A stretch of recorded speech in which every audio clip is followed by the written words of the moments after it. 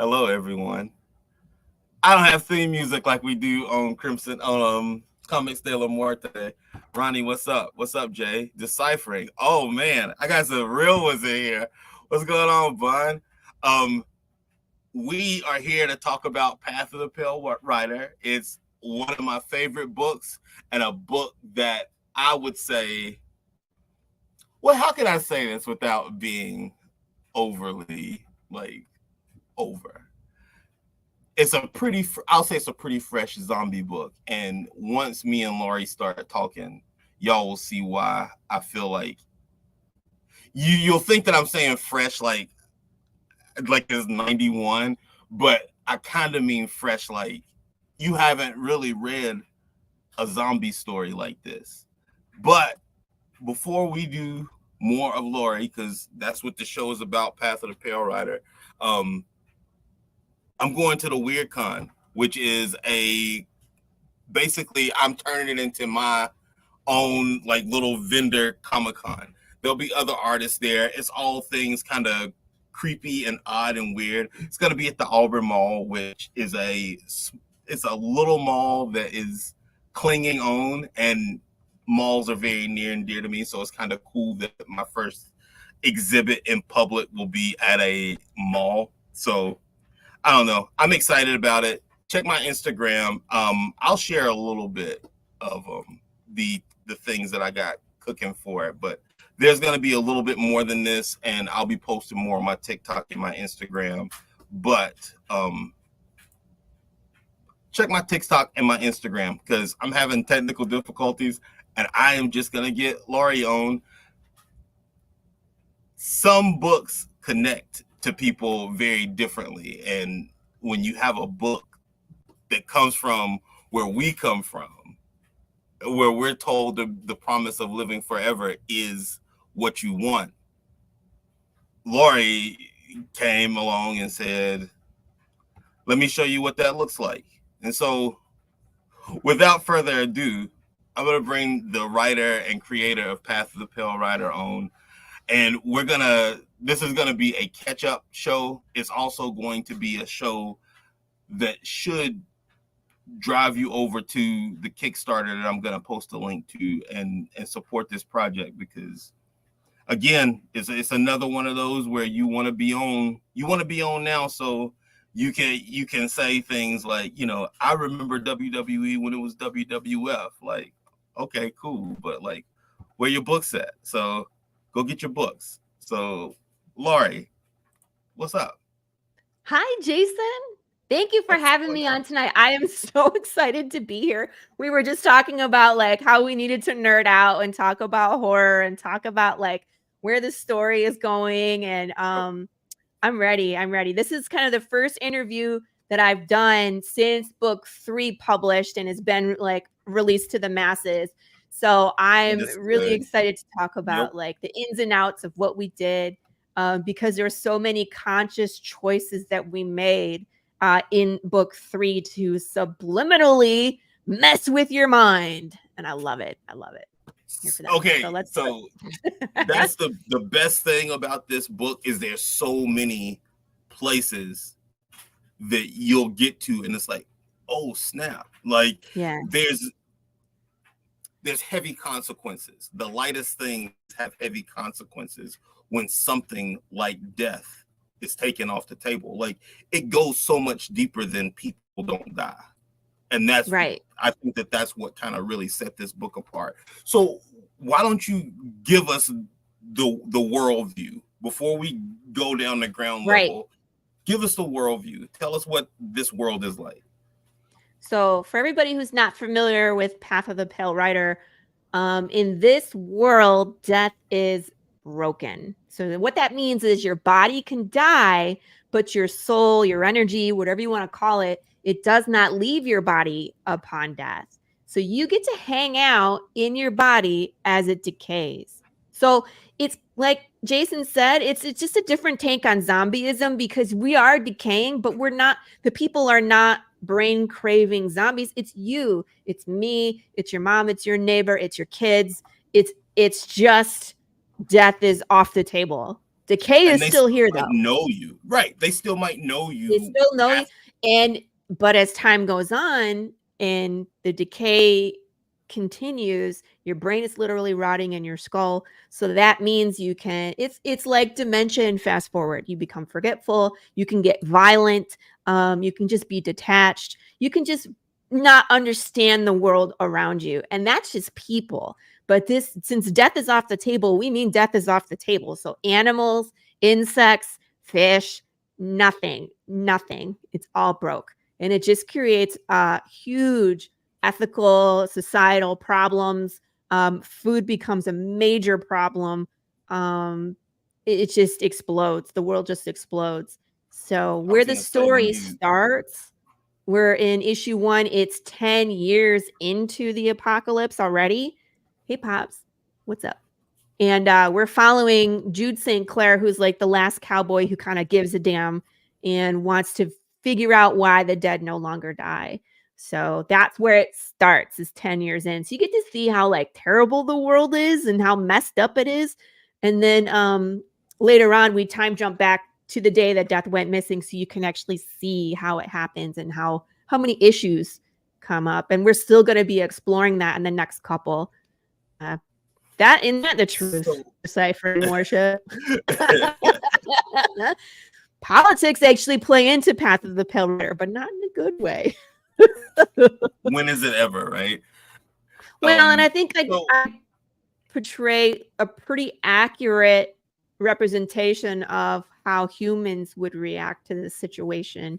And it can be pretty ugly at times. So let's start at number 1. Like, we don't have to go into number 1, but like, let's start at the beginning. I mean, I guess what better way is it to start? Back when me and you and Ronnie started, you know, before you even, right before your first Kickstarter, I believe it was. And just listening to the idea of the story, I remember, and I'm keeping it 100 with you. I remember saying, man, if this is how it sounds, this will be really good. And then, like, when we got to like sink our teeth into it, I was like, oh, okay. There's so much more. Yeah. And I'm not a Western person. I don't like Westerns, but the first episode hooked me. Like, if that was where this went, I was along for the ride. But it just built, like, that was just a building block. And it almost made you feel like you were looking back in time. But because the world is so flipped upside down, it's really not back in time. Like, this is almost future. Current. Yeah, exactly. Right. So it's I'm very excited, 2030. Get everybody. 2030. Yeah. Okay, that's where your book starts, in 2030. Yeah. Or that's where Jude is in issue 1. That's where Jude is on page 1, issue 1. He's in 2030. Okay. But I mean, they don't really call it years anymore. They just call it's 10YA. It's 10 years into the apocalypse. Of course. 10YA. Yeah. So, yeah, because what does old time matter anymore? Because no, I mean, they basically started it over. They started calendar from the day that death went missing. That was year 1. Started over. So can we, or do we need to wait before we talk about Big James if we're going to talk about? No, let's talk about. I mean, people understand we're spoiling stuff tonight, right? We're digging deep. We're diving into this. So you can put up issue 1 PDF, and I'll show people Big James. Okay, here we go. It's right here. So this was number 1. I was like, the story is how big I can blow this up. It's all good. But when you get to Big James, it's almost like. Ooh. And you called them, what did you call them when I asked you about? A force of nature, because it's just like a bad patch in the land. Like, don't go here because this don't go there. Because if you wake him up, there is no escape. I have a healthy fear of bears. Bears are an apex predator. They can climb, they can run fast, they can swim. If you can't kill that SOB, there's nothing you can do. If he wants to get you and he runs to get, there's no escape.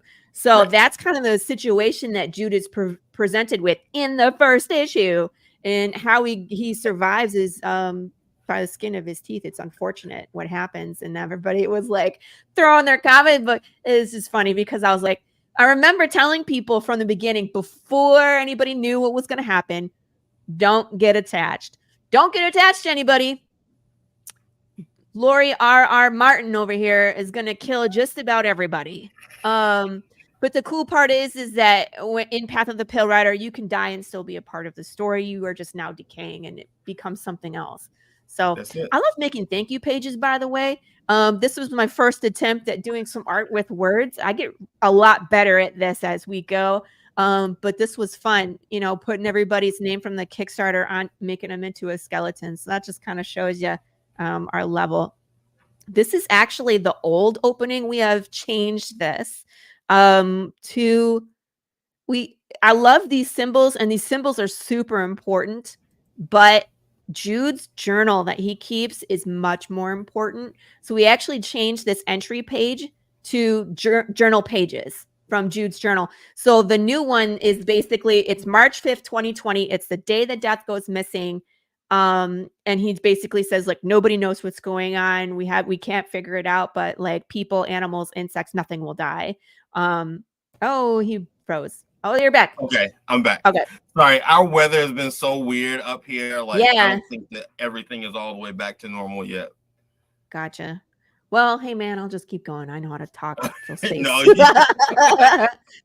No, so these are updated in the new one, and you're gonna see, actually, Jason, this 4th campaign is the last time you will see this black and white issue.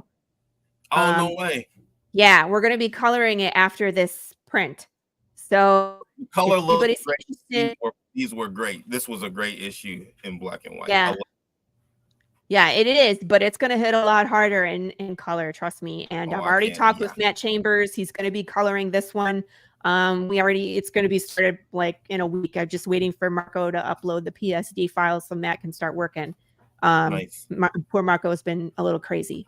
So here we are 10 years into the apocalypse, 10YA. And if you can picture like that Western movie, what was the one they just redid with, it wasn't this year or so. It was like Denzel Washington. It was like the Magnificent Seven. Denzel Washington. Yeah.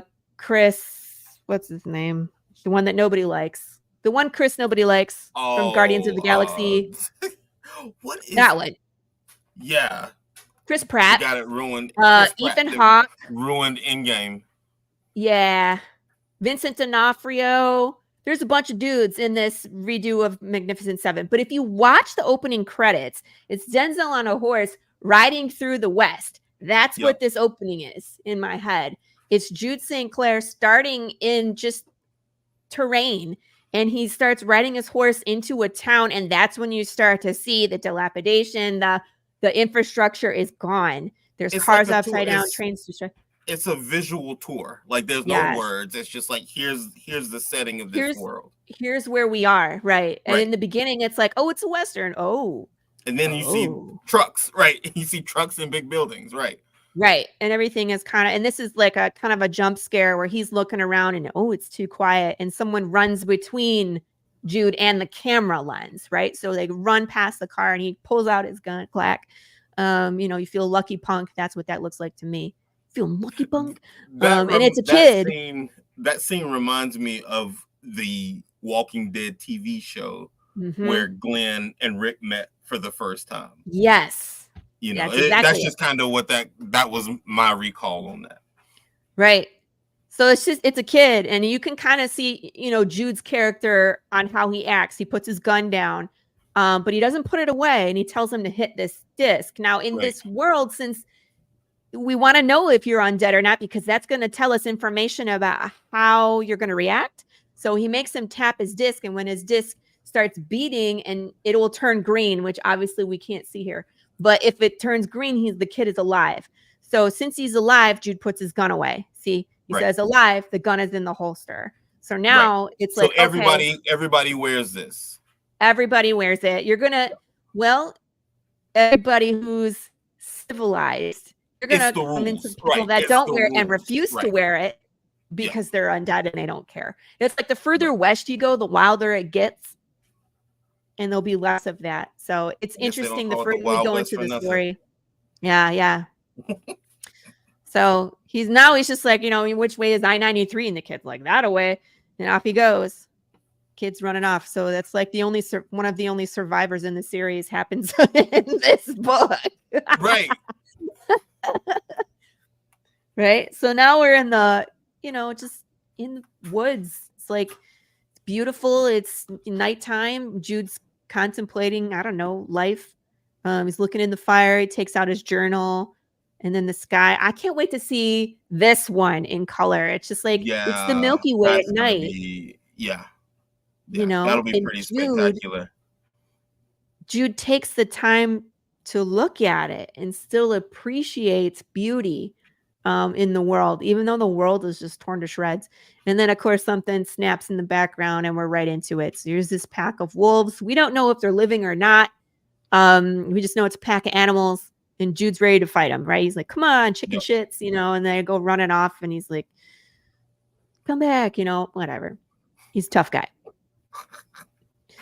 But that leads into the next day, and both him and the horse are tired, meaning they spent pretty much the whole night awake because the wolves were out there. So just a little bit further, we can rest. They get to this farm. It says stay away. And then we come upon a mother and a daughter on a farm. And around these parts, cowboy hats are the way to identify brain decaying zombies. That would be interesting. What if they had, stuff on their head? But I think the heartbeat is what, really, once you have no more heartbeat, that's it. But I like that. That would be interesting. So again, he's looking for something. He's looking for a Santa Claus. And she's like, aren't you a little too old for that, sir? And he's like, not the legend. I'm looking for the town of Santa Claus. And she says, what takes you to this town? He's looking for a guy named Dwayne Fink, which, if you think about that name, it's interesting. What is a Fink? It's a rat Fink. It's a rat Fink. It's somebody whose jail tells you secrets. Keep that in mind. Little snitch. Yeah. He's snitch. So he knows. Let me ask you this: before you started this issue, like knowing how this occupies SpaceX, do you do a map? Like, do you map all these locations out and then get into it, or do you just build big chunks? Because I tend to build big chunks. And then I usually, when I write, I will write like the beginning where my character starts. I'll write the end where I want them to end up to be. And like Jude is actually traveling a actual path. Like you can look on a map and you can follow where he's going, which might tell you where he's going to end up, which is interesting. If you look hard enough, you'll see where he's going. But in between, I'll have to go in and fill out the blanks. But I kind of map out. But I like doing the end and then beginning, because now I know how I have to develop the character in order for them to get there. You know what I mean? So it needs to make sense. And it needs to line up with who the character is. We're not just going to make him speak French because he needed to speak French in one issue. Stupid. Right? We have to build those things into the story so it makes sense. Like if he needs to speak French, then it makes sense for him to actually speak French. Jude does not speak French. I'm just throwing that out there. So anyway, the long story short of this. But there is something that correlates to that in your book, right? Yeah. We'll get there, but like that's a good point, because you did kind of pour that into this too. So yes, point taken. Yep. Right. So again, he's looking for Dwayne Fink in the town of Santa Claus. I'm just going to paraphrase this. She's like, I don't know if the town's still up there, but there's a way that goes up. There's no names anymore. They're gone. So they don't know, right? Who knows where you are, right? Who knows? But he's on I-93 going towards Santa Claus. And he asks her for some water before he takes off, which he begrudgingly does.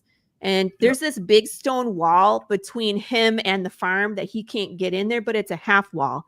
So the lady says, do not, to the little girl, don't get close. Don't trust anybody, pretty much. Stay away. Right. But she goes and gets him water. And this little girl, who was obviously not 10 years old, so born after, right, is very trusting. So, and wants to give apples to the horse, but all they have is carrots. So she's like, I'd like to give, your horsey a carrot. Would he like an apple? And then Jude lets her on this little secret. Prince is actually a girl, and her full name is Diana Prince. So, Wonder Woman. And she is named after a warrior woman who protects the human race. So, I mean, Jude reads comics. One of us, right? So the little girl has no clue. So she's like, hi, Diana, I got you some carrots. The horse is, being friendly. And the mom is, of course, upset because the little girl is being too trusting. I don't blame her. That would be me. Like, back up, Sarah. You're too close, right? You don't know who that is. So, and then off they go. So Jude waves, the little girl waves. That kind of tells you more about his character, where he's friendly to women and children and respectful and polite. Doesn't mean he will always make good decisions, though, because here we are on this bluff. Looks terrible. Cliff going up, cliff going down. And as he's standing there, it falls apart. It falls off the cliff below. He's like, I don't know, man. And of course, this big sign says "Caution, dead bear" instead of dead end. It's dead bear. Woo! That's not a good sign.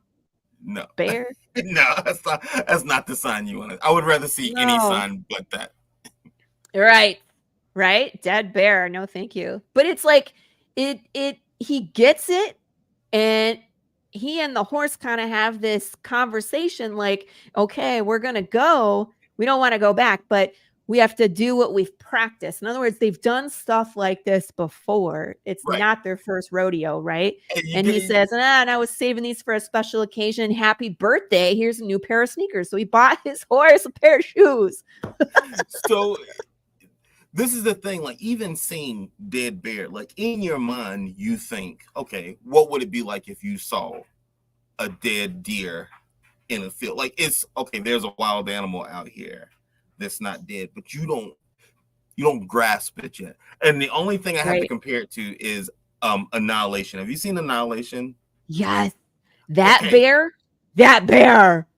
Exactly. Yes. This is one of those bears. Like, that is one of those bears.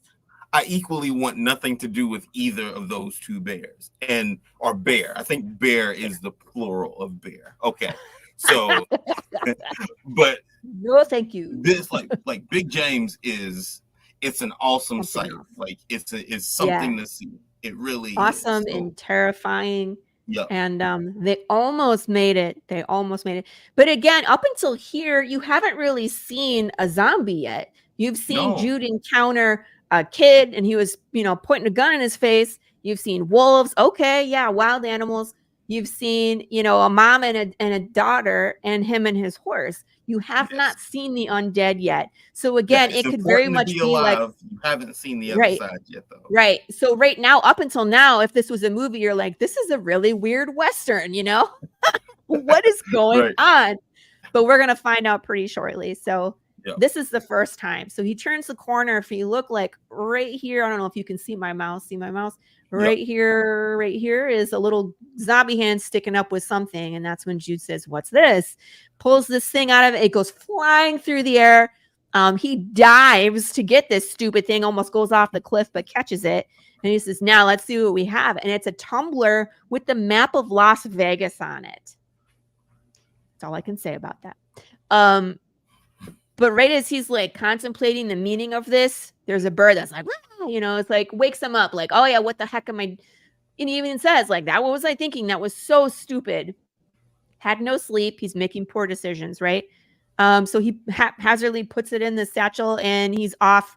And all these ravens are going around the corner of this bend. And he's like, I have a bad feeling about this. And he's right. There's birds eating something that's going all the way across the road. And here is the silhouette of Big James, just covered in birds. So Jude very quietly gets off of Prince, whispers something in her ear, and they carefully approach Big James, who's gnarly looking.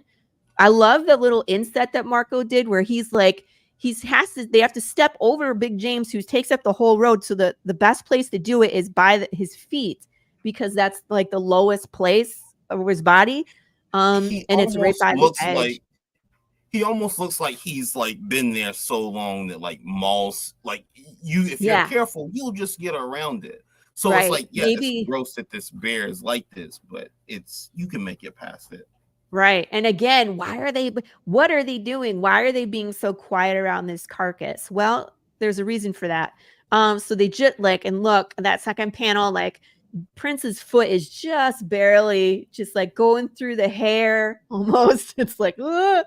And they get over and they breathe a sigh of relief and the poor horse trips. Prince is tired too. There's potholes everywhere and out flies this glass that Jude made the decision do you have to it pick up. anyway? Yeah. Why do you have it anyway? Why? And of course, there it goes, this look of panic, and it crashes to the ground. And now Big James is awake. Panic. Consequences. And then we have this moment where it's like, okay, let's go. Go, Prince, go. He jumps on the horse. They're running, go faster. The bear is the bear is going to catch up. And Jude has this realization, we're not going to make it. And then chase scenes in comics are like well done. Chase scenes in comics are a sight to behold, and this is one of them. And because I don't have a lot of things that I've really written this way yet, I think this is visually one of like the most appealing things about comics to me. Like, I would love to like write something that I could get one of these in, because when it's done right, like this really does, like, this is your hook for issue 1. Like, this is the Trapper Keeper. This is what you will put on the Trapper Keeper. You know what I mean? Yeah. Yeah. That bottom panel, he spent a lot of time, and I just put as much lettering on there that I could to make it really powerful. It's like he slashes Prince. She's not gonna make it, right? So he's roaring and screaming and slashing, and Jude goes flying off and has a what do you call it? Garage sale, where like all your stuff is like Charlie Brown getting hit with the baseball. Everything must go. Yeah, it was one of those like, everything is off, right? Goes flying off. And this is the only reason Jude survived this, is because the bear was preoccupied with destroying Prince, and he rolled off and passed out. Because if it wasn't for him passing out, he probably would have tried to save her. Yep, and then he would have got killed too. And he would have been dead, undead. So, tearing out pieces. I love how Marco did such an amazing job with reflections. This is the thing that just happened naturally in this. Oh, Ronnie, you need issue 3. So here he is waking up. Oh God, he's in pain. Ouch. I'm too old for this shit. Of course. Takes a minute to kind of figure out what's going on and finds this scene. This is a big old blood smear. Big James is gone. Prince is gone. And it's a quiet moment. That's all that's left is his blood pound. Now, if you look at this bottom panel, there is a reflection, and this is why it needs to be in color, is for this page. So Jude is looking at himself in the blood pool reflection, and in front of him is a piece of Prince. She has a star on her forehead that is her like marking. Look right here where she's tripping. She has a star on her forehead. That's why she's Diana Prince. She is that's her tiara. Yes, she has like dark hair, and she's like a tan horse, and she has this white star on her forehead. So that's why Jude named her this.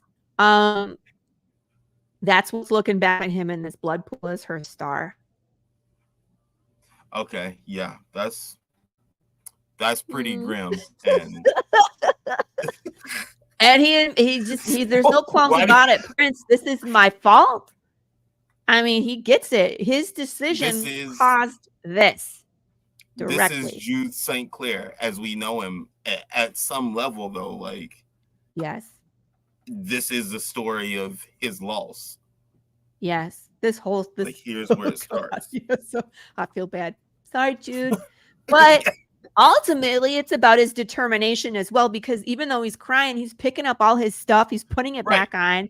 says, got to keep going, pick up the pieces because the answer is out there and I'm going to find it no matter the cost. He says, goodbye, Prince. He picks up his hat like Indiana Jones. It came back, puts it on and says, you had better be worth it, Dwayne. And off he goes to Santa Claus. Okay, but also, how about you had better be worth it, Las Vegas cup that a zombie is holding? Because right. I mean, well, that's gone. It's gone now, sir. Ain't no getting that back. He's like, who knows what that meant, all right? over. I gotta keep going. It's gone. But I mean, look where he's going. There's a town. There's barbed wire. It says no deads. Like, this is where he's heading off into. I wrote a crossword puzzle in issue 1. That was really fun. And then, where is my cover? My cover didn't go through. My back cover. There's a riddle built into the back cover of issue number 1. Let's look. I need to re-upload this because it's, well, you know what? I'll update the one once we get it in color. People will be able to see it. So that's issue number 1. And then here we are. Look at this cover. Marco's covers just level up every time. It's just insane. Oh, hold on. I got the back cover right here, Laurie. Oh, okay. Show it off. Wait, you got to make yourself big. Biggin. Okay. All right, here we go. What did that guy say? Chuck. Can I, like, yeah, okay? Like, yeah. Here we go. Yeah, so it says, search and you will find. This type of riddle is actually called a red reveal. And if you know how 3D glasses work, the old-fashioned red and blue 3D glasses, yeah, that's how you solve that.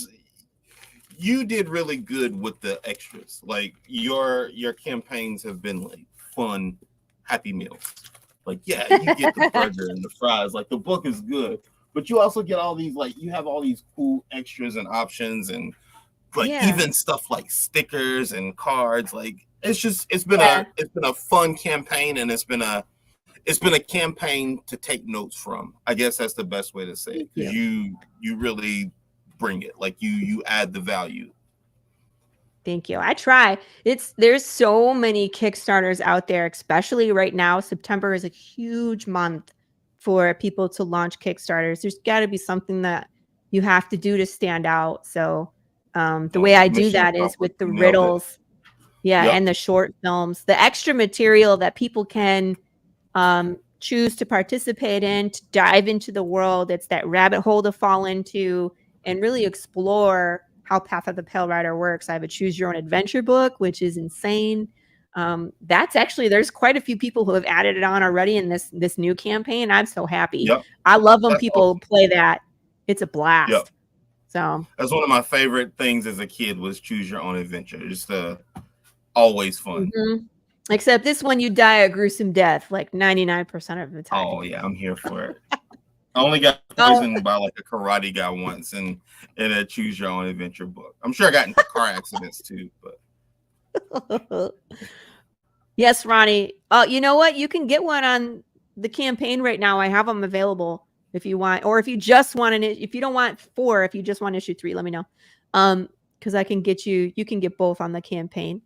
I just want to talk about this cover real quick. So when Marco does a cover, he's always telling you what's happening in the issue. Like the first one was that glass shattering, and on the reflection of the glass, like Jude and Prince and zombies and the disc, and there was something like, and he was making a comment about how like society and being shattered, how we as a people are shattered in the apocalypse. And in this one, if you take a look, there is a character on the front who's kind of spliced into Big James behind Jude, who has his gun drawn, who's stomping on some dude whose hands are up, and there's blood splattering. So this is like Jude on his violent path, right?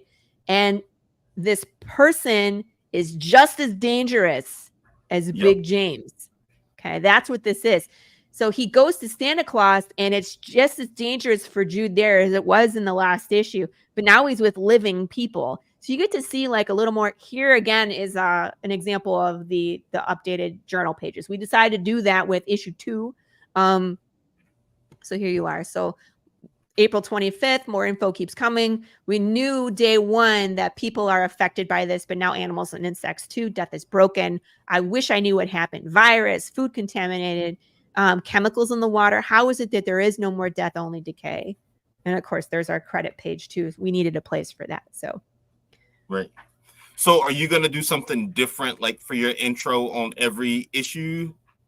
Because I noticed well, it's we different. changed it to the journal entries. Yep. So now it's journal entries, and one That's what you're actually going has with. a Okay. journal entry at this point. Okay. But like I said, I'll kind of like re-release one in color, and it'll have all the updates. Yeah. Right. Kind of like the director's cut. Mm-hmm. And when I we do got the you. trade paperback, you'll see that's the first time you're going to be getting color pages for number 1, and then I'll make the floppy available as well. But Yep. two is like our first time with color, and now you get to really see what Jude looks like, what these towns look like. Like this town is pretty nasty already. Look, if you look at it, like he's walking in and they have just undead people staked out front. You say it like you didn't make it. Right. Like I didn't Oh, design it to be look at this nasty, place. right? Like I'm so surprised that these guys are a-holes. When I was like, they need to be terrible. Let's stake some people out front. That's pretty gnarly. But It sets the mood, people though. can It talk, does well. Yeah. right? Because I mean, like, look at panel 2. One of them's like, help me. And Jude, it's like Tuesday. He's just walking down the street like, Yeah. They use them as signage. This way to the saloon. Like, what? Yeah. Half off. Happy hour. Yeah, half off is right. He is half off. Jason, you're funny. So here's the saloon. This place, if you look at the context clues, it used to be a hair salon. Okay, so like, let's see. Let me look. Okay. Look at the second panel on the right side. The dryers. Yep. Yeah. Very There's cool. like dryer Okay. chairs. Nice touch. If you look at some of the mirrors, they have like the vanity lights across the top. So it's fun. Took salon and they added an O and made it a saloon. Had to have been a song. He had to have been dying when he did that. It's written into the script that way. It was like, why, Laurie? I'm like, because that's what people would do. They wouldn't be getting their hair dyed anymore, but they would still be drinking. Right. Yep. Yeah, absolutely right. Oh, jeez. So like, there's a drunk sleeping on the bar. It's hilarious. Marco cracks me up. There's so much funny stuff in this issue that he just has in the background. We have to I'll show you. So the bartender's like, Big James, did BJ get ya? So they have a nickname for this bear. Right. Of course, Jude's just like, BJ. Yeah, Big James the bear between the rock slides and BJ. We don't get many newbies coming up I-93. Stewart went that way and didn't come back. You must have a powerful reason to be here, right? So they don't get new people in Santa Claus. He's like, yeah, I'm looking for someone like super important. It's like, important, you say, and pray tell, who are they? His name is Dwayne Fink. He has substantial information. Have you heard of him? Oh, tonight's your lucky night. He's right over there. And of course, he turns around and there's this drunk ass guy. Yeah, they're at their I envision this as Dwayne is their entertainment. Oh yeah, and absolutely. They just get him sauced and hear the crazy stuff he has to say because there's no television, there's none of that anymore. So get him drunk and hear the crazy, spout his craziness. And Dwayne is a willing participant, being a full-on alcoholic. Yeah. So let me get this straight, Dwayne. The man of gold found the fountain of youth, and he says, no, Jimmy, gold lives forever because he snared death. You say, how old was he? Oh, let me see now. Takes a gulp. He's 102. No, he's 103, and like spills his beer on a dude. And he's like, I smell bullshit. So now they're getting him angry on purpose. No. Like climbs on the table. Gold lives in a palace of lies while we fill the world with the undead. We're being judged. And the sheriff's like, be careful. And obviously, he's done this before. The wrath of God is upon us. I'm telling you, he knows the answer where death went. And spilling his beer on the dude, falls off the table. All right. Okay. Now let's tell me, this happens every time you get all excited. Let's go sleep it off in the drunk take. He says, of course, my head hurts. And the bartender's reaction, are you sure this is the guy you're looking for? Because I don't, he can't be this important person. And Jude whispers to himself the things I have to do to get information. He's like, what do you mean? He's like, oh, nothing. Because, we'll see. I think I opened the wrong one. This is the preview. It's only 6 pages. Let me go find the full one. It's probably this one. Do. There we go. 28 pages. By the way, here's the thank you page on this one. Oh, those are always cool too, and they're always fun to look through all the names. Mm-hmm. Oh, don't tell me it's going to take 3 hours to load. Oh, that's the old one too. All right, so he's fallen off a table. Jude is now going to insert himself to the place where Dwayne was. Dwayne is now being escorted to the drunk tank, right? So he is going to jail for the night. And what is Jude's main purpose for being in Santa Claus? To find Dwayne Fink and to get information. So what is he going to do? He's going to pick a fight and put himself in jail so he can talk to Dwayne Fink. That's his goal now. I hope I made that clear in this issue. Like, he's doing this on purpose. Yeah, so no, that was totally obvious. Like, even just mumbling under his breath once he realized, like, that Dwayne was done. Right. And the further you get into this, like, they're talking to him, they don't like strangers, they tell him to get out of town, like, he can't stay there. So really Jude's only choice is to pick a fight and get thrown in jail with Dwayne if he wants to talk to him, because they're not going to let him stay. He plays poker with him, throws a stack of money on the table. I love this page where Marco drew the panels as the cards, the playing cards. So, he's playing cards, read them and weep. No, Jude takes them, I added all sorts of insults to this. This was great. It was like, and what I did here too was, like, anytime Jimmy is upset, he growls like Big James. He has a scar on his eye like Big James does. So I'm trying to correlate the danger. There's Big James danger and there's Jimmy, and even their names are the same. James, Jimmy, it's the same, right? So Jude's danger is still there, just in a different form. Right. So those are some of the little things that I threw in there.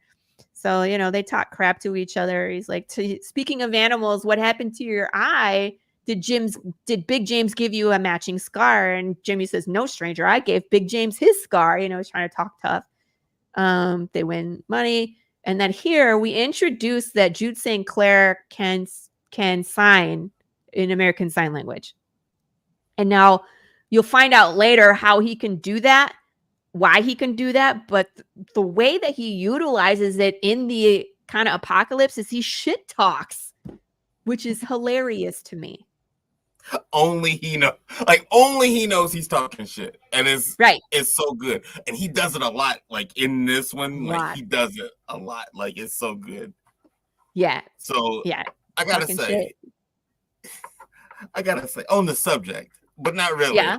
But if I hadn't met you before, like, we connected over your book, if I just picked this book up and read it, this is the sign of good writing to me. I always say writing is relatability.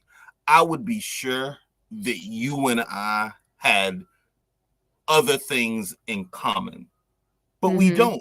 But this is just a good story, and it's good because you found a way to connect with different people, and that's what I think. That's the separator. Is like, of course, we all want to write things that we enjoy, but if it's really good, you want to share. Like, you don't make like filet mignon for one person. Like, that's like a feast. You know what I mean? Like, you want to serve that. Like, you want to serve that to a lot of people.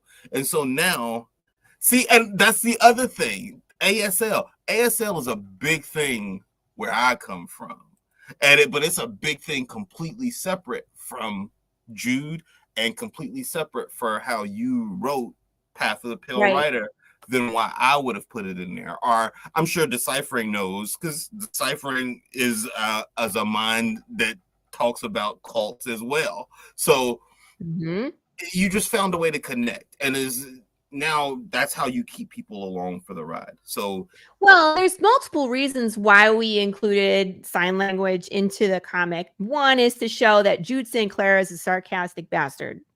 The other way is to have him connect, right? And in issue 3, we'll see, one of his family members is deaf, and that he connects with them through ASL, and that actually changes the way that she interacts with the world. So anyway, we'll get there. Representation matters. Like representation matters straight up. And I'm not going to go on a whole diatribe about that, but like that counts for something because now you've connected a whole new readership that has value in your story because they see themselves in it. Right. So I usually connotate when there is American Sign Language going around. Yeah, sarcastic bastard is my kind of people too. I totally I think it's freaking hilarious. So he's calling Jimmy a douchebag because Jimmy just threatened him. And of course he's like, is that a threat? And he's like, you bet your sorry ass it is. And then these two are out of the card game, right? So it's like just a word of advice. Remember whose table you're sitting at. Now put up or shut up if you got the balls all in. And he's like, you can't bluff your way out of this one, you grizzled redneck. Been watching your tells. And we have like a Maverick moment, right? You don't have shit. And he says, well, that's the thing about tells, stranger. Sometimes they ain't the truth. And he says, straight flush, drops his cards, and Jude loses all his money.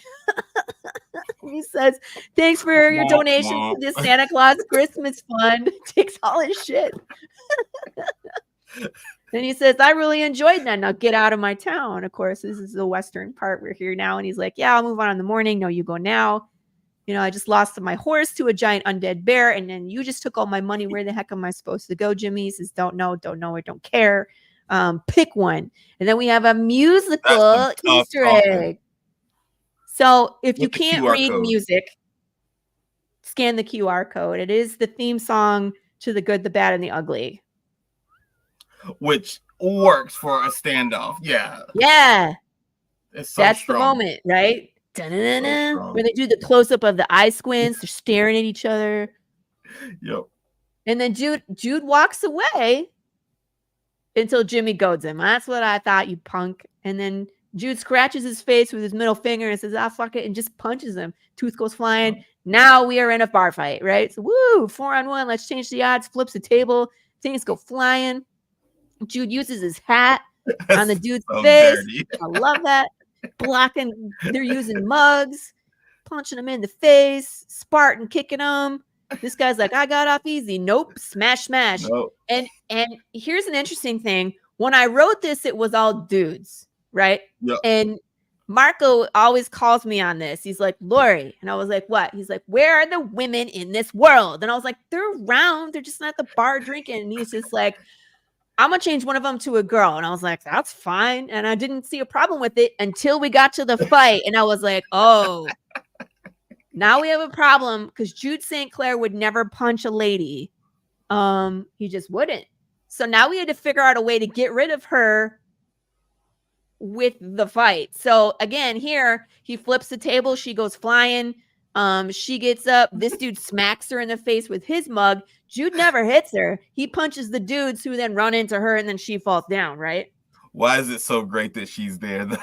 Like, and then this guy up and get knocked down. That's happy that he didn't get punched. Like, he's like, whoo. I'm sure glad I didn't make any of these problems. I'm sure I jump in on this. He's like, anyway. And then she goes flying. I think it's funny in a fight where like some person is like, it was almost like I don't know if you saw Flashpoint, the last Flash movie where they had to fight with old Batman in the kitchen. There's a fight, and Flash just gets beat the snot out of him because he doesn't have his powers at the time, and it's hilarious because he just stands up and he gets hit again and he falls down.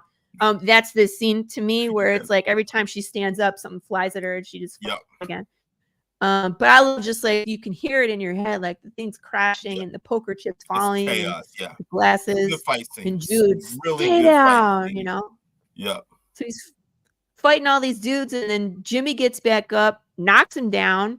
You son of a bitch! Jude pulls his gun. Who's the bitch now? Right? Jimmy gives up immediately, and of course Jude gets a gun in the face. Click. You know, all right, stranger, here's the sheriff. Put down the gun. Now slide it to me nice and slow. Slides it across. I've gone for 5 minutes and you guys destroy the place. This is why we can't have nice things, fellas. I wanted to put in I am disappoint. My editor made me change it. That would be great. Yeah. So now it's like, all right, hands up. Jimmy, that's what you get, asshole. It's like, shut up, Jimmy. My gut tells me you started this and this whole mess. You can all clean up and go home. And he says, guess what? You've just earned yourself a night behind bars, and we only have one cell. At least you'll have company. And Jude smiles and says, company I'm dying to meet. It was all a plan to get to here. That schemer. Yep. When Marco showed me this page, I love this page. The inside of the cells, it's just amazing. Like he has like a such a strong conspiracy theory on the freaking blackboard, and like a half dead plant, and these wanted posters over here. The bottom three, no, there's the Zombie Bros. So it's I don't know if you're familiar with Sam and Trey from Ray's and Brandon from Avalon. These three here. Trey is up there with the eye patch. Sam is in the middle, and to the left of him is Brandon with the big handlebar mustache. Because that's 2 other fresh zombie books, like yes, right. Avalon and Ray came out right around the same time, and you guys have shared like you've had some PDFs in your Kickstarters, yeah. So yeah. Good, we cross good stories, yeah. They're crazy, those boys. I call them boys because they're in their 20s and I'm 42 and I could be their mother. But you know, they always give me a hard time for being old. And if you look at this one, he says, if I uncuff you, are going to be a problem? Jude eyeballs his keys, by the way. Yep. But if you look at this one right before that, the sheriff is unlocking the cell. The cell next to it has a tree going through it and a toilet in the tree. Thank you, Marco Defillo. That's funny. I don't know why it's funny. It is funny. No, sir, I'm pretty tired. Yeah. Good. Okay, good. Now you take the evening and think about where you're going to go in the morning. You can't stay here. Jimmy will lynch you for sure, which also tells you the sheriff does not have power here. Yeah, there's no power. He's just playing a role. Yeah. He says, yes, sir, Sheriff. I'll hope the morning has answers to a lot of things. And after years of searching for you, I finally found you, Dwayne Fink. Goes to sleep and wakes up to pissing next to his head. Because if you look here, the toilet is right next to his bed. And Dwayne is passed out, right? So he's peeing next to his head. And he says, I wish I could unsee that. Dwayne says, my gatos, I didn't see you there. He's crazy. Says, you didn't see me while you were pissing next to my head? He's like, nope, I don't get cellmates. What you in for? He says, I've been searching for you for 5 years. Me, why? Because you all know how this all started, don't you?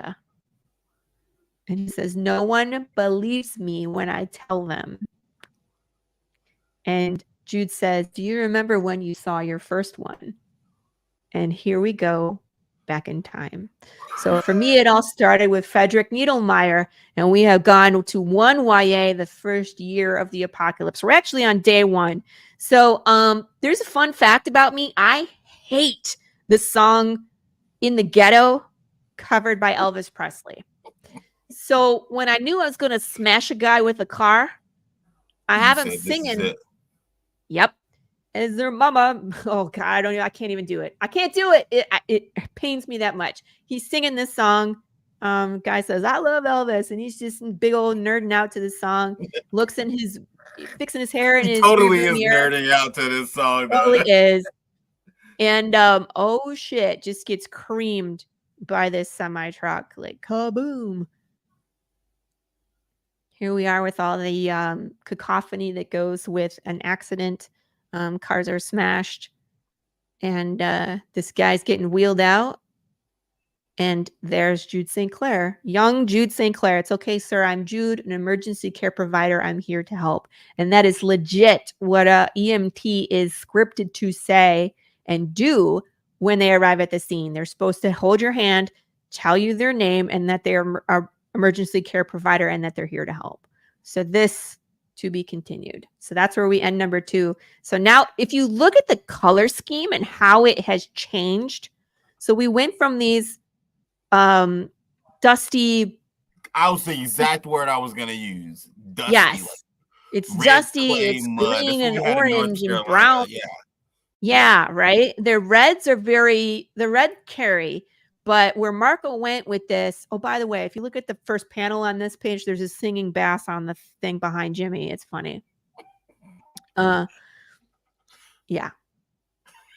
So if you look, though, it goes to purples at night. We're still in that kind of dusty color. and then he switches to these bright, brilliant blues when we go back in time. So very clean. yes. So Okay, we've dropped you back. Issue 3. This Here we are. This is my favorite issue. I'm just going to say that now. Like, as where I'm not ranking because I think that the story is the story, but this is my favorite issue. This for more than one reason. Yes, this is. This is my favorite issue so far. Here's the thing: they're all good, but the further we go, the crazier it gets. Every single issue gets more and more, and it's it's one of those things where you read a comic and you're like, how can they top this, but they still keep topping it. That's what this does. Is it just continually gets crazier, the action is more outlandish, and the stuff that he has to do just gets wild.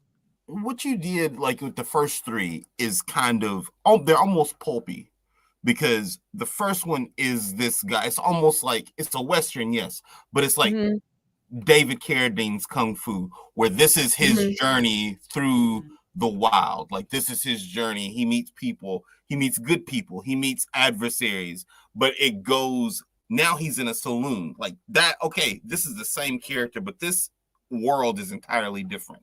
You get the fight scene. You don't get the big fight scene in number 1, but like this is this number 2 is kind of set up like an arena. Like, this is the arena. You know what time it is. You know there's no way out of this kind of fight, whether or not that's in the story or not. Like, somebody's fighting in this place. Right. Is like, kind of knew that walking into the town with what he's presented with as he's walking in, it's like, yeah, these people don't play. Like, they got dead people holding up street signs, so this is what you're in for. Issue 3 is like these crazy stories that you've heard about. Not only is this not just a story to read, like, this is happening in your world. And not only is this happening in your world, if you peek out of your blinds, like, it's right there. It's right there. That's where this starts. And this is the story. This is the story. I love it. This one is still the preview. Where's the other one? Sorry. No, it's okay. It's one of these. Oh, come on. No preview. What the heck? Here it is.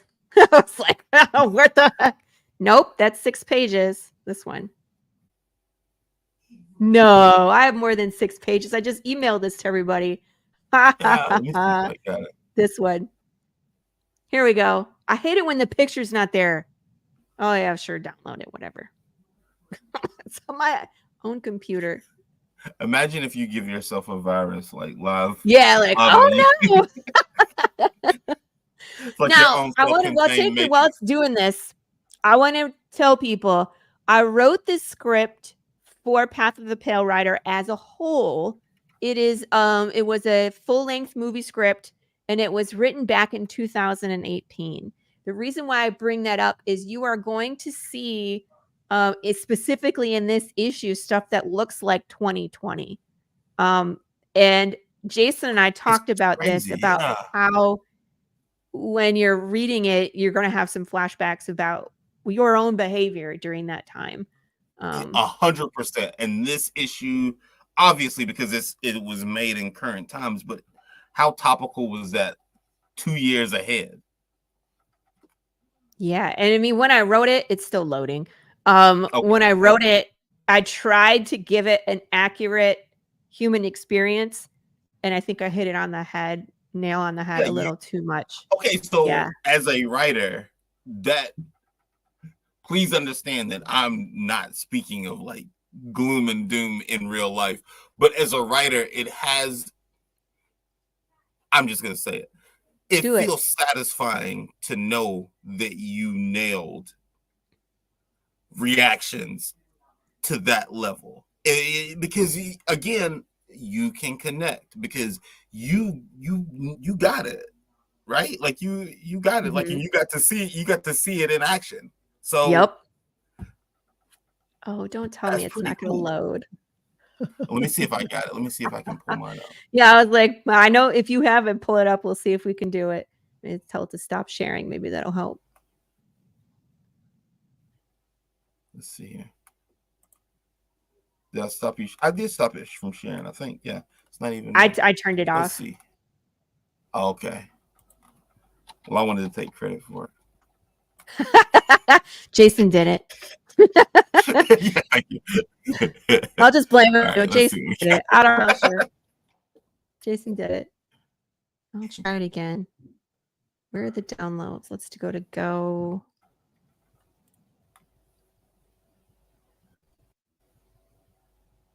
So I leave everybody hanging. I'm sorry. Well, it's worth it, y'all. Like, don't even like it. Number 3. Okay, it says it's downloading.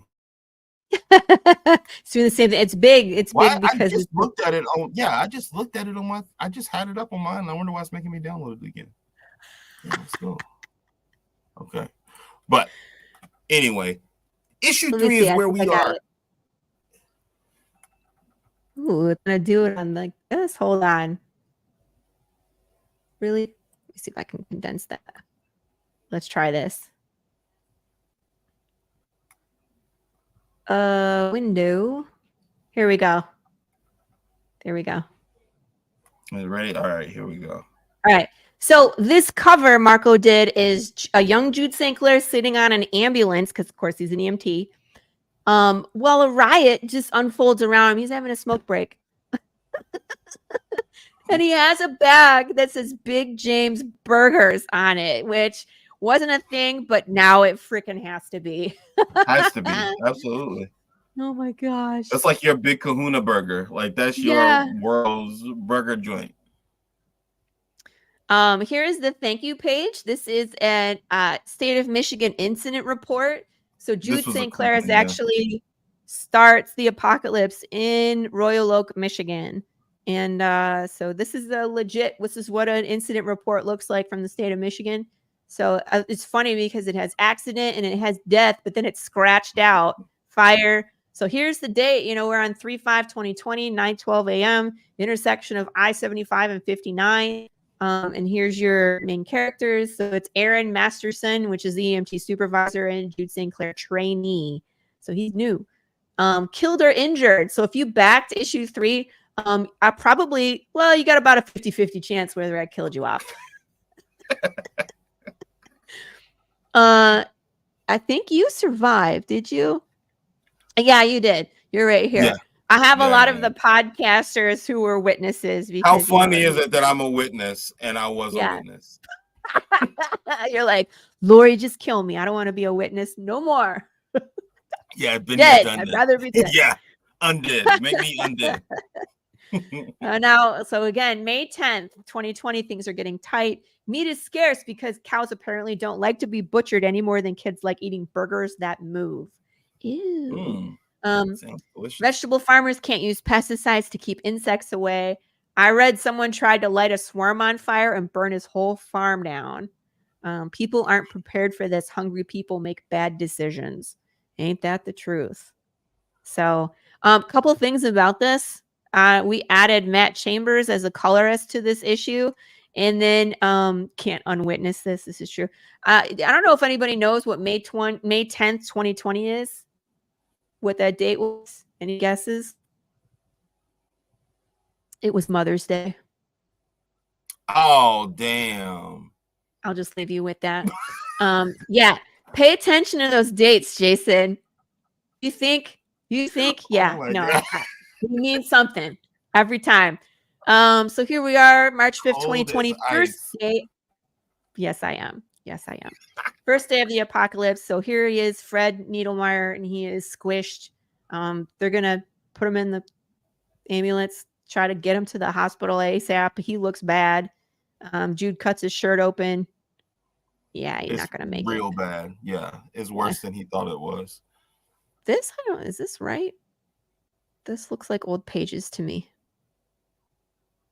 How many pages is in this? I think this is wrong. What the heck, man? Well, we're going to go as far as we can. Nope, these are wrong pages, I can tell. Maybe? Nope, they're right pages. They're right pages now. All right. So I love this scene, Jason. The doctor comes in. Hello, I'm Dr. Carmichael. I'm the attending doctor today. I've been through this chart 3 times. According to this, at 09:27, the patient exsanguinated, causing heart arrhythmia and failure, but here he sits. Who filled out this report? And of course, Jude takes ownership. I did it. Jude St. Clair, you've been a first responder for 3 weeks. I understand this is a short time, but I expected better than this. Mr. Needlemeyer, she asks him, if I am reading this chart correctly, it states you died 2 hours ago.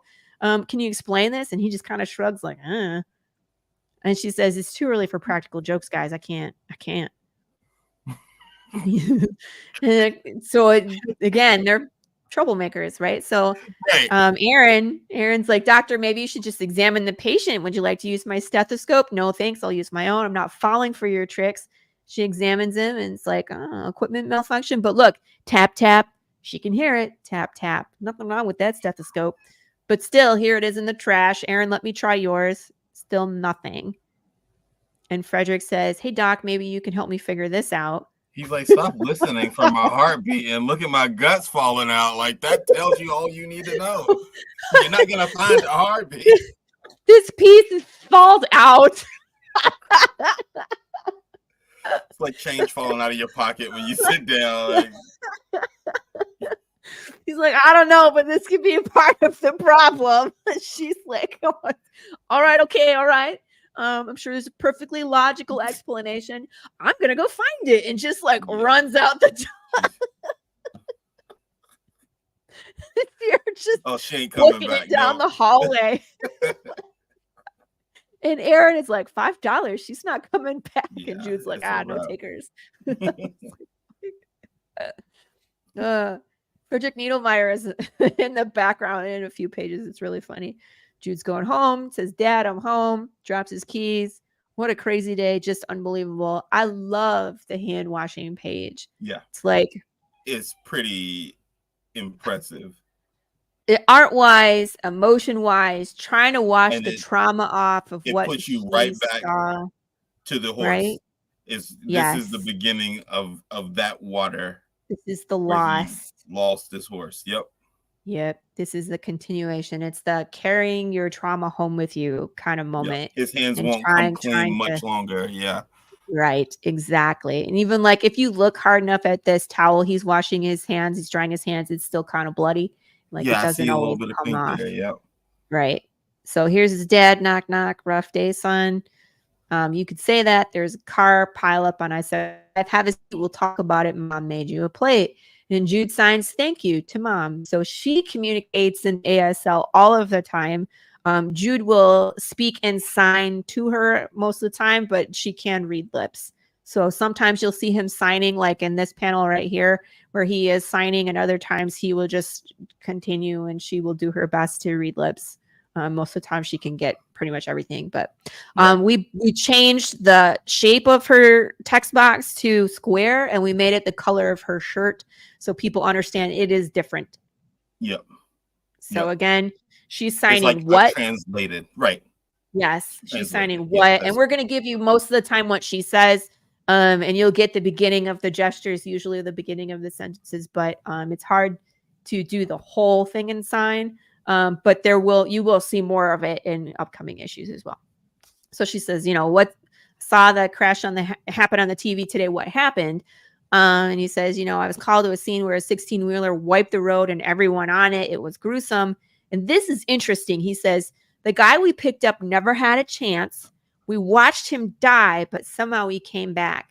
The hospital sent him home. I'm still trying to figure it out. Right? Confusion. And she says, wait, you resuscitated him? He says, no, it was something else. The worst part was when the doctor panicked. So that tells you, you know what I mean? Right. That's what's happening right now. Yeah. There was no defibrillation. He's dead. And they sent him home. He's dead. Right. And they don't really understand it, but the hospital is like, I don't know. I guess go home. Yeah, like, go home. What are we gonna do with you? So he's just like, I need to all over our floor. Right. They bind him up. Look behind mom on this panel. There he is. He's on the TV. The news On reporter's the asking him. news. Yep. Oh, get off there. No, don't do that. Sorry, clicking too many things. And if you zoom in, it says, I was just, what does it say? I was in a car accident. Oh no, it says I was just singing a song. Singing Elvis. I was just singing in my car is what he's saying to her. And again, it's like, okay, I'm going to go get my head right, asleep. Thanks for the sandwich. And then the mom and dad are like, I told you it's too much for him. Again, they're discussing him being a new EMT. And the dad says, it's fine. It's new. He just needs to adjust.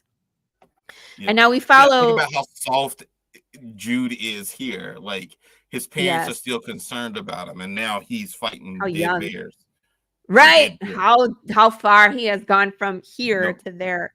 So now we kind of zoom in on the world, and we're going to experience the fall through Jude's mom, Callie St. Clair. Now she has the closed captions turned on the TV. So that's why the box is black with white letters, because that is closed caption. So we're going to experience it how we experienced 2020, sitting on the couch watching the news, glued to the TV as the world kind of falls apart. That's what this has become as things unravel. So we went from the last scene where Frederick was there and he was saying, like, I was singing in my car and then a truck smashed everything on the road. I got hurt really bad. The guys tried to save me. I remember that much, but the hospital didn't know what to do with me and sent me home. And this little caption right here says, I think I died. I have a huge wound. Do you want to see it? He's totally that kid. Like he's always been the same. He's just like, I want to see, like it's kind of like the fish story where people don't really believe you that it happened. He's like, no, I got proof. I'll show you. Right. Yep. So mom sits down and now I love what we did here. If you are in tune with all the extra material, we did a short film for the second issue that was a conspiracy theory video. So I pretended to be a reporter. I dressed up, I had the name Ellie Brock, Eddie Brock, right? Went interviewed fans from Path of the Pale Rider and let them come up with any conspiracy theory that they could think of about what they think broke death. And my husband, my husband played Lewis Landon, who was the desk reporter and I was the investigative reporter. Now, if you look at the screen, it says Lewis Landon. This is my husband drawn into the comic. It's pretty accurate too. Like it totally was awesome. Yeah, Marco did a great job.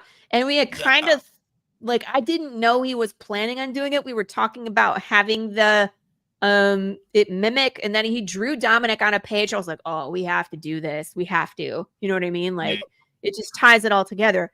And that's really what we strive to do, is take the material from the comic, put it in the short films, put it in the riddles, and then the riddles therefore inspire the comic. And then it just goes around and around. It's all one cohesive universe. Thing. Yeah. Right. It's fun. So I gotta say one thing before we go off this page.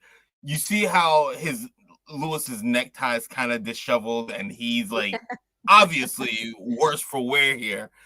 It reminds me of Batman 89. You remember in Batman 89 when the Joker had contaminated the makeup and the people on the news, they had less and less makeup on, and like they didn't have any of their cosmetics.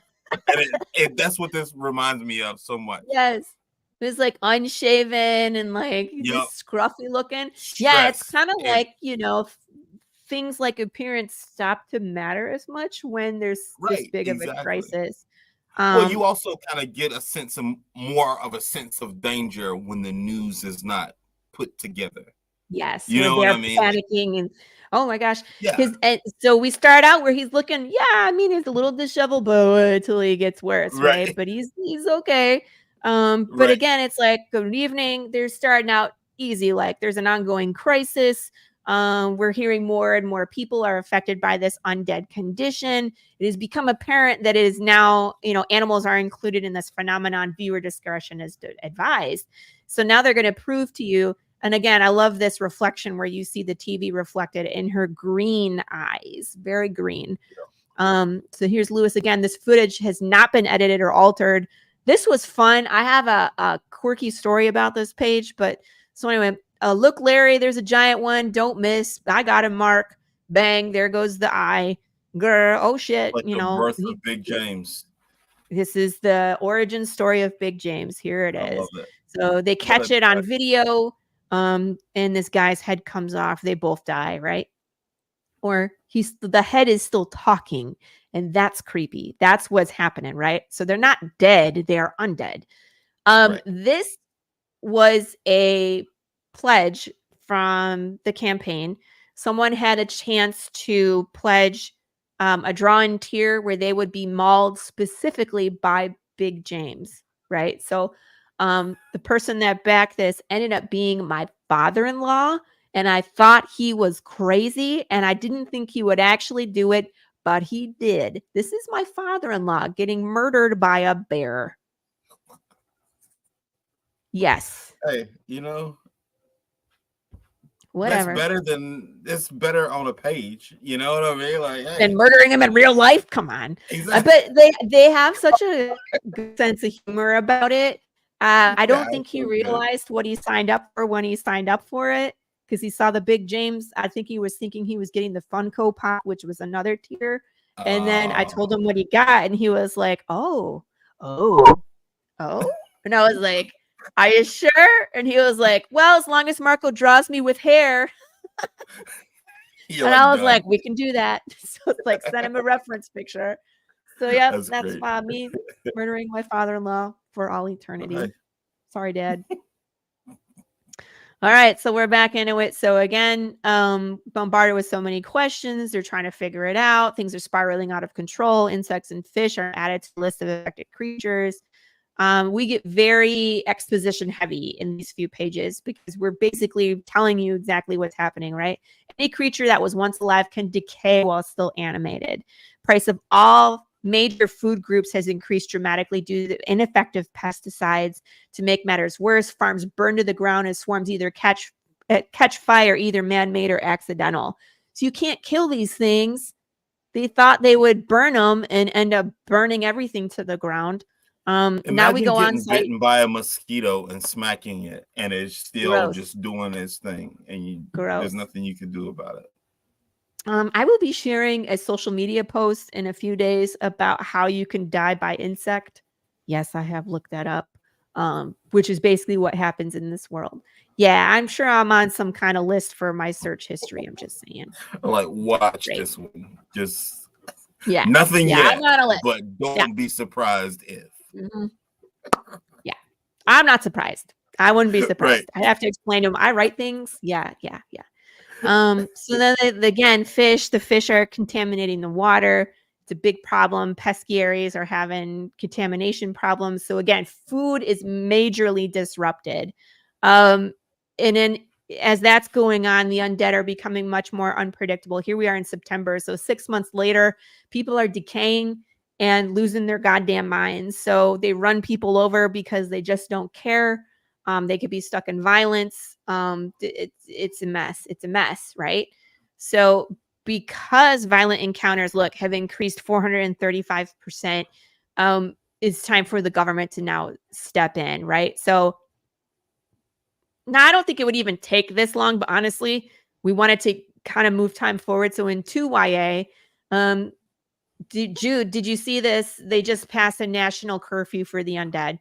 So if you look around this room, things have changed. There's jugs of water. There's stuff in boxes. Mom's hair is longer, right? Jude's appearance has changed. And it's like, again, just like the pandemic. It really is. Now, I can't really tell you how much of the art was inspired by the pandemic, because again, when the script was written, we wrote it and then we experienced it. So I'm sure that affected what landed on the page, but it did not change. But the story is the story. Yeah. Right. But I mean, like we, I'm sure Marco was like, I think one of these pages, they have like toilet paper stacked up. Mm-hmm. So that was because we experienced the pandemic, right? Right. But again, so now they're overstepping, they're passing laws, they're segregating. The undead are not happy. They're fighting back. So they're shooting people in the street. They just don't care. this gentleman right here is a draw-in, which is hilarious. That's one of the backers from the last campaign. So that one was great too. Reminds me of it. Yeah. Yeah, we could talk about that, sir. Well, we will. Again, we are just falling apart. So good evening. This is day 9 of the nationwide riot. In the response to phase 1, protect the living law being rolled out by the federal government, we've been ordered to shelter in place as unrest unfolds across major cities everywhere. God help us. This is really scary to me that I wrote this prior to 2020 because then we had days and days of riots. And this is when my sister called me and was like, stop writing. She's like, you gotta stop. It's all coming true. Just please stop. We can't. If it goes any further in your story, we're all gonna die. And I was like, okay. 3YA, guess what? We are now introducing technology to tell the difference to determine whether you are alive or undead. So first we set some laws to stop you from activities. Now we're going to make sure we know exactly who you are at all times. Let me introduce you to the disc. And his mom, first reaction she says is, did I read that right? Did he say required? Not suggested, not please can you will wear this. That's the new law, right? This is where we're going. All citizens must allow disc to be activated by law enforcement to determine if a heartbeat is present. So with this gadget you wear on your chest, and you can see Jude wearing one right here, when you activate it, which we saw in issue number 1, when he taps it, it will turn green and have the heartbeat line, and it has a speaker on the bottom. So it will have audio and visual clues that you are alive versus an undead disc. If you tap it, it turns red and it stays red and it alarms. And it won't stop until you put it over a heartbeat, right? But again, Jason, what is this? This is government-made technology. And what are people so good at when it comes to any kind of tech? We hack it. Right? So that's a thing. Yep. We just haven't gotten there yet. So again, it's like, this feels weird and this looks uncomfortable. And mom, of course, being deaf, I don't want to be mistaken for undead. You know what I mean? If they're telling her like, hit your disc, and she's not doing it, it's because she doesn't understand. So there's, she's worried, that they're going to mistake her for being undead because she has a disability, which could be a problem. And then Jude, what if it runs out of batteries? So it's like, could be a problem if it malfunctions. Here we are, 4YA phase 2 of the Protect Living Law has been rolled out, in which the creation of the Undead Collection Unit. We're going to see this van show up quite a bit. Per the new law, undead will be separated from living communities for the safety of all. And here they are going into a house, tearing out a little girl from her mom. Please don't take my daughter. Mama, I'm scared. She's only 15. She's not a threat. And the guy says, it's just for the good of the community, ma'am. And she says, what's wrong with you? She's just a little girl. And they throw her into this truck. And they take her. Where does she go? We don't know. This is the hard part of what happens. This is the hard part. These questions have to be answered. Like, you can't just, it's obviously not working the way that it is. Right. But is this the right way? Is this also the right way? And I think they had a good intention of protecting people, but again, those good intentions pave the way to hell. And when you're taking little girls out of the house, it's like you have to question whether it's right or not. It's all the ethical questions that come up from Path of the Pale Rider when death is broken. So it's taking away little girls, it's taking away parents from children, taking just people. It's just disappearing people in broad daylight. And it could be, you can read that any way you want to. Yes, that's intended to be ugly. So here we are, 5YA. We're getting into this time now. So Jude is looking scruffy. He's looking a lot more like he did in the beginning. Empty he's lost again. A lot of weight. Like, it's noticeable how much weight he's lost over this time. He says gluten-free beer. Gross. Like, that's all that's left. Mom isn't looking so great. Asleep on the couch. Well, let's see if anyone's figured out the why yet. There's a zombie movie playing. Like, how stupid. Like, would anybody watch those anymore? And he says WDED 13 still on, and they're interviewing people. Aliens to blame. So you're saying it was aliens that started this? Yeah, the government knew the Greys were coming and did nothing. So again, conspiracy theory. Yep. And here's the beginning of Jude's journal. So here he has it in his hand, and he's writing down virus, aliens.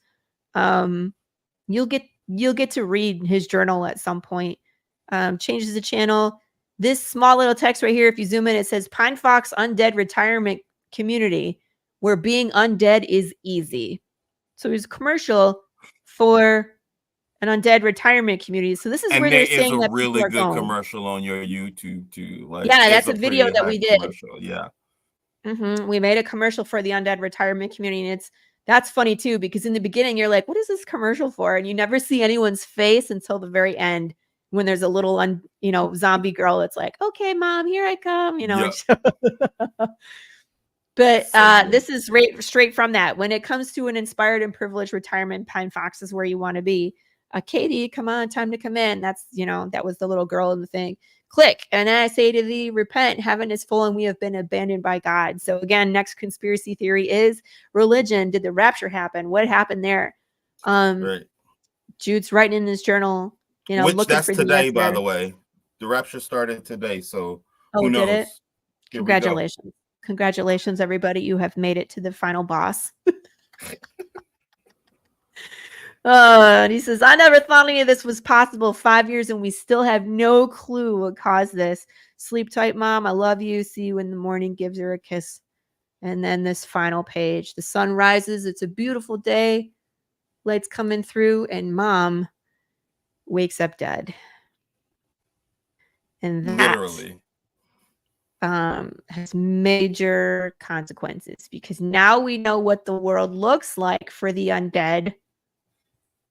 Right? Now it's home. Now it's not outside. It's watching the apocalypse happen from your couch until it comes home and you can no longer escape. Yeah. And that's where 4 is. Issue number 4 is the apocalypse comes home and you have to deal with it, and we burn everything to the ground. Nothing, every issue is like nothing is the same, but it's like now you're up to speed, and now it's like we're about 5 years. We're about halfway, and you're gonna see more exploits of Jude St. Clair as he goes through this. But exactly. Yeah, I just mean as far as like this is like where this is how you become grizzled. Yes. Like this is it. Like, it's not just seeing it and responding to something you saw on TV. Like, this is what the loss feels like. This is it. Now you see what it feels like. So good grannies, man. Like, I feel like this was like a this is like a very high value episode. Like, we just went through 3 we really good comics and what else do you say now? Like, it's good. Like, you just read it. So why are you not like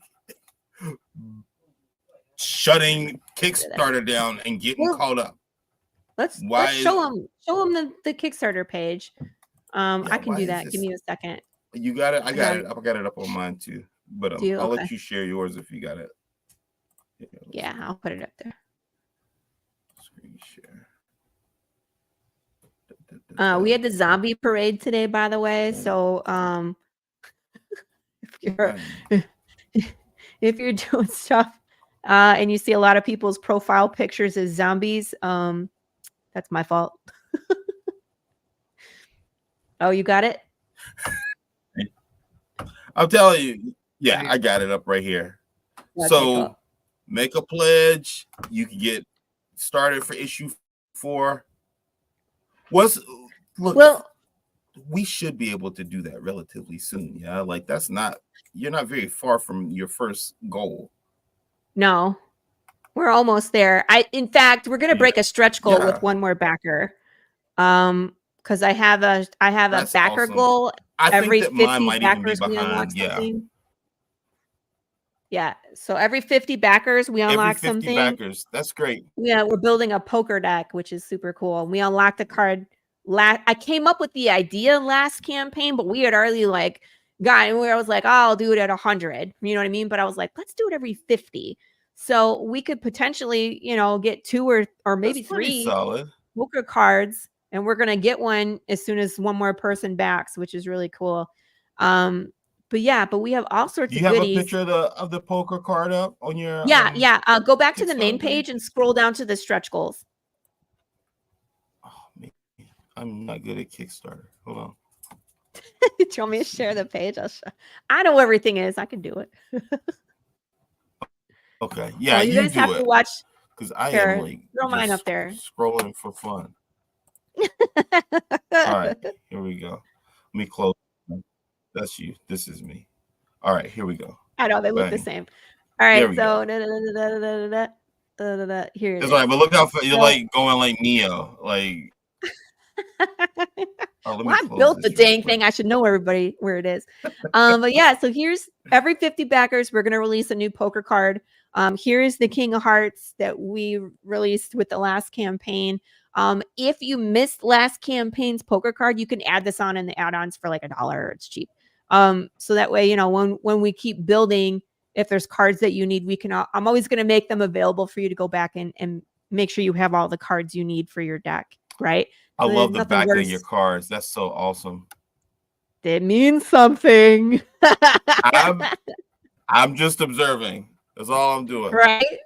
I was like, it definitely means something. That is death right there. It came out so well. That's awesome. It really did. I of course paid someone for that. I was gonna do it myself. I had ideas of what I wanted it to look like, but I just couldn't, I can't execute that. But so yep. Next one will be, I always make sure the first card is either a face card or an ace. I think I'm doing the Ace of Hearts for this one. And then the other 2, we have to build the deck. So it'll probably be like number cards in the heart suit as we're building it. But we won't be able to do some of some heart cards until later because we haven't met all the characters yet. But there's a big James card. That both of the Jokers are Dwayne Fink. They're hilarious.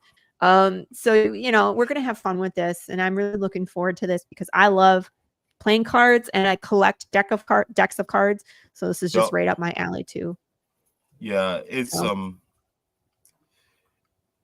you guys have you have nailed like the value of a good Kickstarter. Like you feel involved, like because you get a kit when you get a comic. Mm-hmm. You usually get like some goodies, and it's stuff that's worth getting, and your things have value because like you make them well, or you make sure they're made well. So yes, that is the goal. I always want to give cool stuff.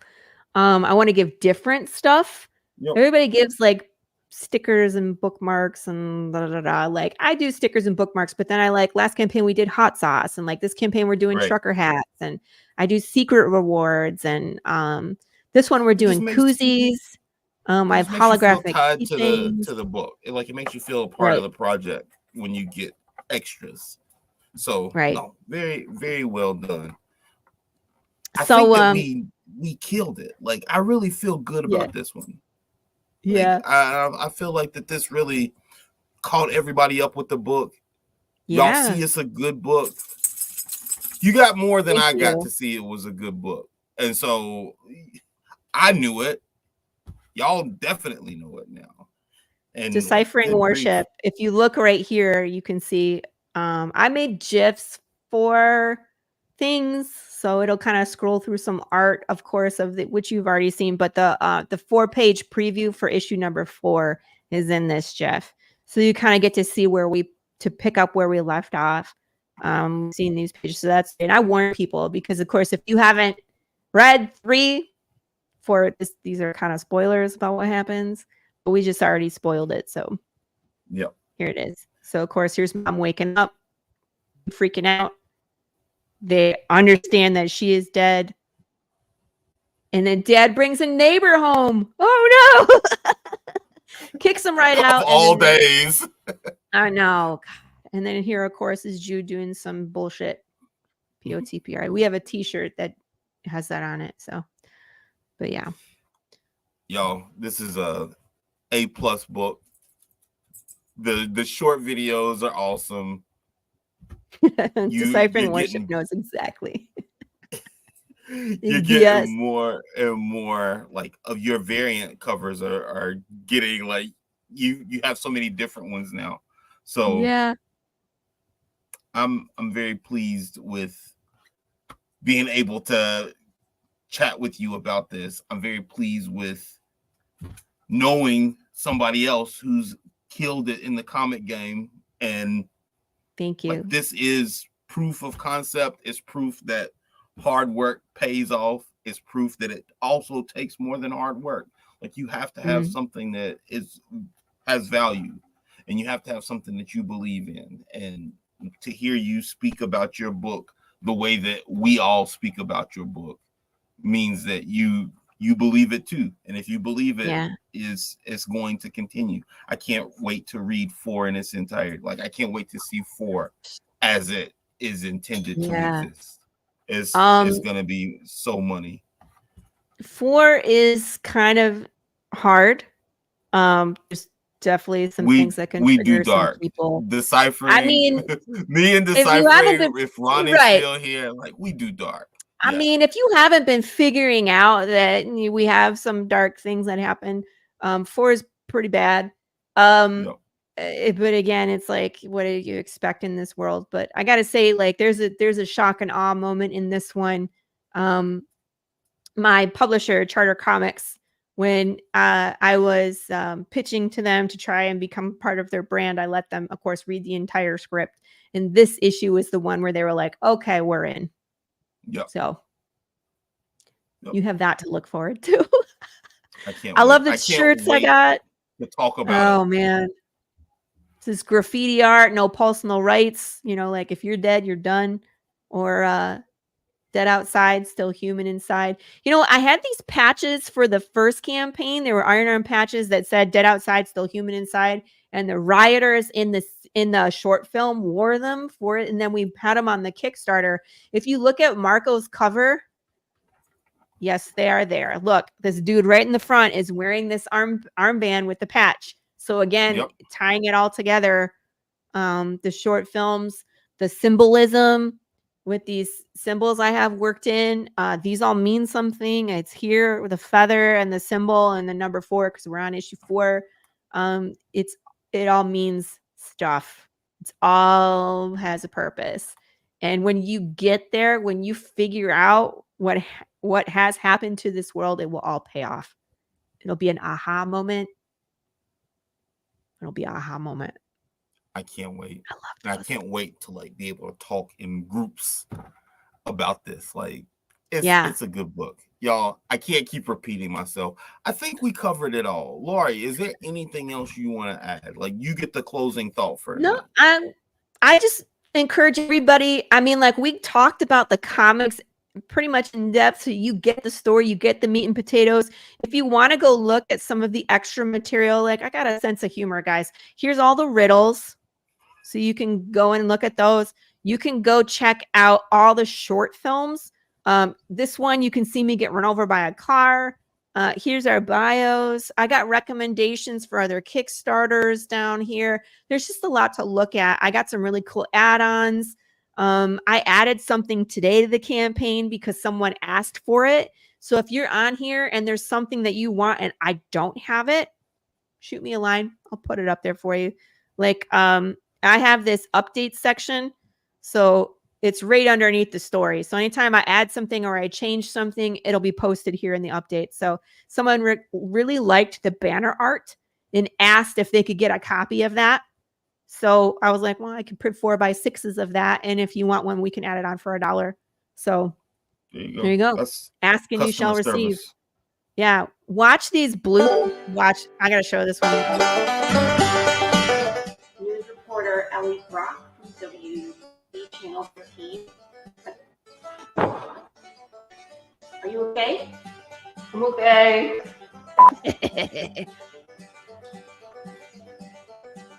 I don't have anything for this. No one prepared me for this. That's a hot mess. Someone get her out. Someone come to Ellie. Please pops out. Oh. Uh-oh. Oh. It's down here somewhere. I'll find it. I got it. Take a little bit in. Whose idea was this? Bubbles! Back to you. Sugar. Sassafras. Country music. Peas and carrots. Caramel corn. Maple syrup. Back to you. Someone come get Ellie. Thank you.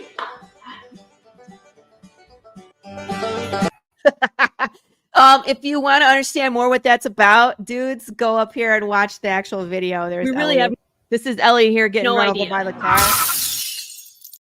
And then we do the opening together, explaining Path of the Pit Rider. It's pretty humorous. You can enjoy that. But yeah, just come look at it. Come, one more backer unlocks that poker card. So if anybody wants to be our hero tonight, that would be great. Yeah. Somebody's got to do it. But hey, I know. Laurie, well done. Thank Guys you, in the sir. chat, Asher, Deciphering, DW, always good to hear from you, Ronnie. I can't wait to talk with you soon. Who else is here? Jay, Pops was in. Like, I really appreciate it. This was a fun chat. And yeah. another illustrious guest. Thank you. I love talking to people who make good comics. So I guess that's all I got. The link for the Kickstarter is I think it's in the comments or it's in the banners. If it's not, I'll put it in the comments after. I have a cool one. Watch this. There it is. It's just, I don't have a wrench. It says it's pale-rider.com. It's real easy. Nice. All right. Well, Here, I'll make sure I put it. I'll put it in the private chat. It takes 2 seconds. Awesome. Okay. There you go. Thank you. I appreciate that. The one bun. I worked really hard. I'm having fun, and that's what I think you can tell. You can is see that it. I'm passionate about it. I'm having a good old time. We are dark, but we also have humor. In our stretch goals, I do this thing called a slice and dice. We did it last campaign where I sliced the heck out of a water. Last time I let the fans, I pulled the fans on a weapon. And they picked out a Filipino short sword, and I have a poll for the name of the watermelon, which they named King Joffrey Baratheon because F that guy, right? And then I smashed it and sliced it to smithereens on a live stream. I'm really looking forward to doing this again since it's going to be ending in October. I have a show on Tuesday called the Tuesday Morning Brew. I'm going to live stream where I destroy a pumpkin. It's going to be hilarious. So we're going to have a fun time. So we do like shenanigans. So I have like merch. Yes, I have merch. Yes. I like having fun too. So Total Recall. I love it. It's like, get ready for a surprise. It's a good time. So I appreciate you having me on, Jason. It's always a pleasure nerding out about comics. I would definitely wouldn't mind chatting again after issue 4 comes out and it's around long enough. I'm totally down with it. We're gonna march our way to number 7. Number 7 is the one where everything explodes. I'm into it. Can't wait. Yeah, that one. All right, guys. Well, Laurie Calcaterra, Fallbreaker Studios. Good night. Make good choices. Keep your hands clean. Kiss your babies. Right. I definitely kiss the babies. As long as they're good with it. All right. Y'all take care. Have a good night.